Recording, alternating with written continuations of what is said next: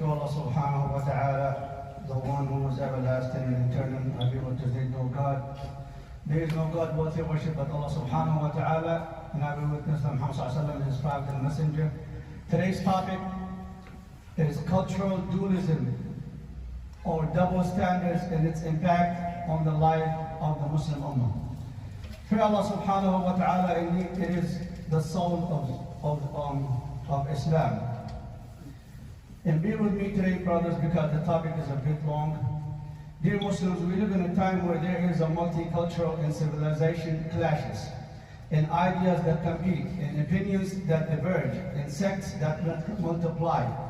And New York City is a prime example that we live in. First, the Muslim culture emerges and reveals its fresh and bright, beautiful face in majesty among the cold faces, which no matter how much it tried to beautify and decorate and deceive to hide its ugly face, it cannot hide it, and neither would the makeup cover that ugly face.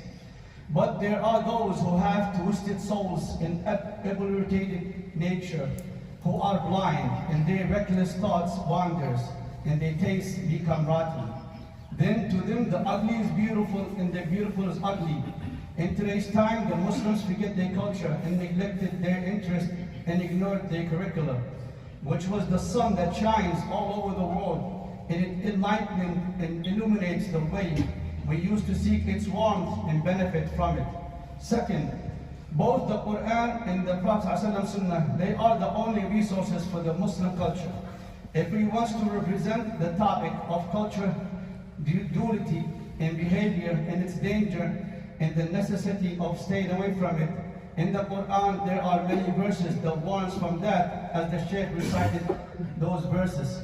Also in the Prophet ﷺ Sunnah there are many sayings that warns how dangerous it is to have a double standard culture, like those who can command people but they don't practice, then they will come and regret, and some of those who will be punished in the hereafter because they fabricated and they changed their culture.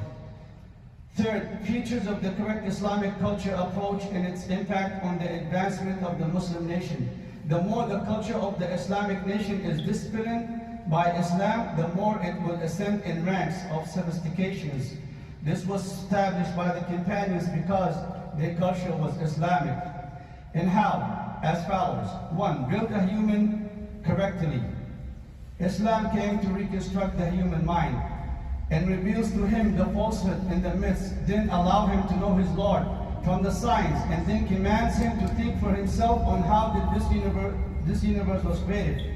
Islam recommends this by the correct knowledge, and Allah subhanahu wa ta'ala elevate those of knowledge, and the Shaykh also recited some of the verses. 2. Clarity of the goal and its purpose. Islam came to show our people the goal and the right path to get there, by letting them know they are only created to worship Allah subhanahu wa ta'ala alone. Deep, sincere faith.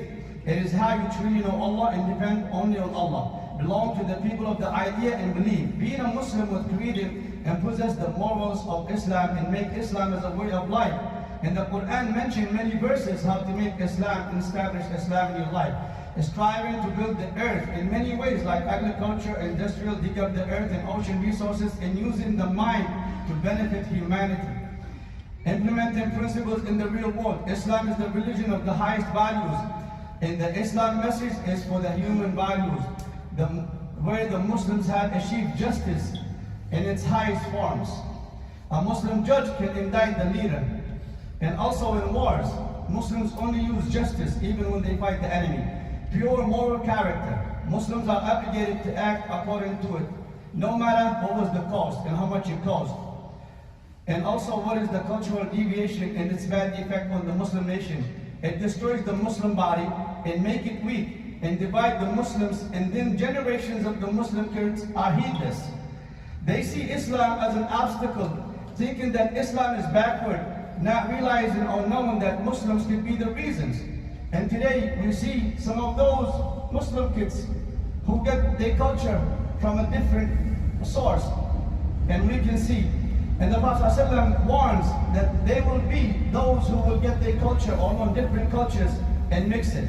Some of these deviation from the original resources and the authentic ones, from the Quran and the Sunnah of the Prophet ﷺ. and must follow these resources. If not, anything beside the Quran and the Sunnah will only make you confused and go astray, and then you will deviate. Like those who take role models of human beings and they sacred them and make them above the prophets and the messengers.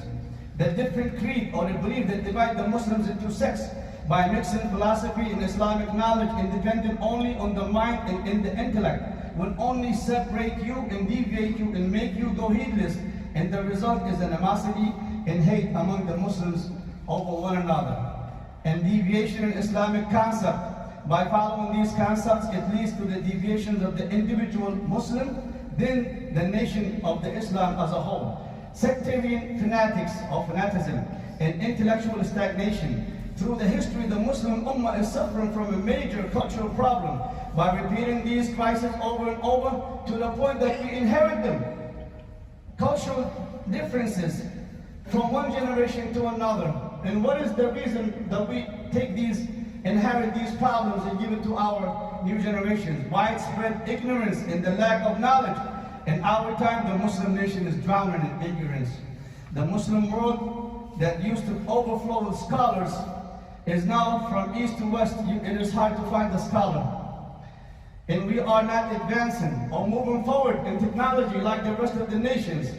And then the reason is ignorance. Political deviation. The Muslim Ummah is fighting these deviant ideologies and the groups of political parties. Their goal is penetrating the Muslims from the inside, and the result is keeping Muslims fight among themselves. Most of these parties, they claim that they are from the Islamic faith, assuming that they are on the right path, but they only follow their own desires. Widespread of new innovations and superstitions. This becomes part of the Muslim faith and belief, and have a bad effect on the conduct and creed. And they create new worship, and then they invent new religions and claim that they are from Islam. Finally, what are the advantages of Islamic culture over others?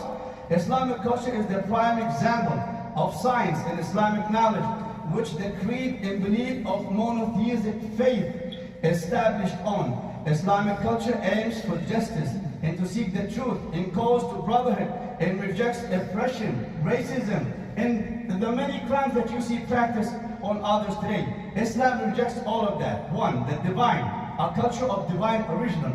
Its resource is from the revelation from Allah. Also, it encompasses that what elevates to benefit the humans with no burden and any lack of needs for the benefit of humans.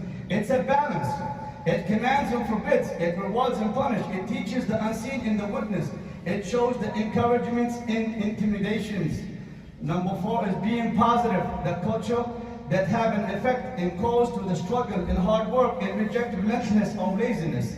Steadfast, Islam is the root and it's planted deep.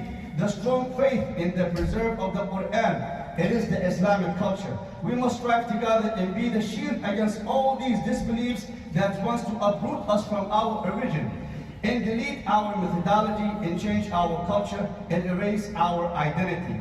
We must depend only on Allah subhanahu wa ta'ala and stay firm in our Islamic culture and creed and identity. And finally, brother Yusuf, that sits next to me, is in the hospital and he's asking for your dua. Yesterday he was in the hospital.